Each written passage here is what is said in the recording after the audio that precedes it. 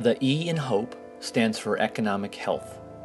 Economic health is essential in bringing hope to a community, a family, and even an individual.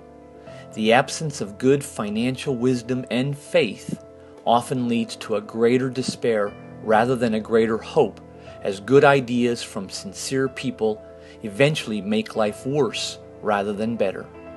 Economic health refers both to the work of hope and to each person's view of God's provision. Economic illness is defined by a mindset of scarcity. A person with a mindset of scarcity believes there is a limited supply, a small resource. There is no extra available. Since the supply is limited, great care must be taken to manage the little that exists. When you think there simply isn't enough, you make financial decisions out of a mindset of scarcity. You hold on tightly to your resources because you think giving anything away will cause you to run out.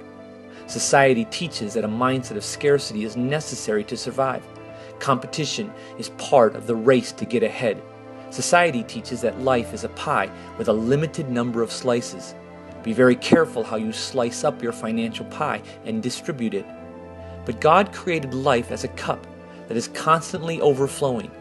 Economic health begins by seeing your life as an overflowing cup and not a pie with limited slices. The greatest tragedy of a mindset of scarcity is that we actually create a world where scarcity becomes a reality. The world goes hungry because we believe food is scarce, so we hold on to what we have. People don't receive love because we can only love those who will give love back, as it's in limited supply. We isolate ourselves from relationships because we don't think we have enough energy, patience, or grace for hurting people who won't respond, so we keep our distance. A mindset of scarcity can remove us from the very people God sends us to. Scarcity causes us to separate ourselves from others' problems and pains. It causes competition between our needs and theirs because we have a limited supply of resource. Everyone looks for hope on their own. We don't bring hope to a world because we simply don't believe we have the resource to do so. A mindset of scarcity causes us to focus on what we don't have.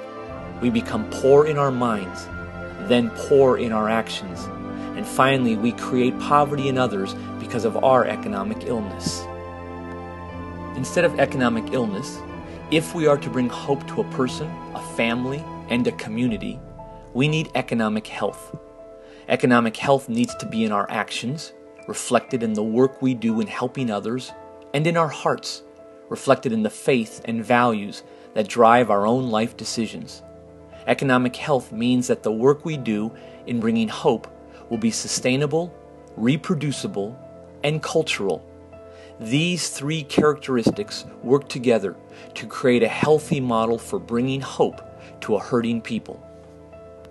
Sustainable means the work will not end short of its goals. Everyone is to be dependent on God for His provision. Any financial transactions should be set up where everyone is dependent on God and no person is forced to be fully dependent on someone else for the long term. Sustainable takes faith and wisdom and creates a dependency on God to provide through creative economic means. Everyone should be responsible for the economic sustainability of the work. Reproducible means the work will work in different areas. It can be multiplied and have a greater impact because it has been designed financially reproducible. It's a good way to assess if the action of hope you are bringing is economically healthy. To bring hope to the world, you need to always consider the idea of multiplying how God is using you so more can be reached in love. Cultural means the economic aspect of the work fits the context of the person's life. Even if there are abundant resources, the work should be designed to match the culture of the community economically. Otherwise, you don't bring hope. You bring an unhealthy opulence that removes the people from their very community. Or you continue to bring a poverty that doesn't address their real financial needs. The world is driven greatly by economics. People without hope first think economically about their life. People giving hope measure how they do so first by the financial status of their life. true hope is rooted in a loving Heavenly Father who provides for His children. Like a good father, He provides in wisdom and care. He asks His children to share with each other in a healthy way where everyone receives and grows in hope.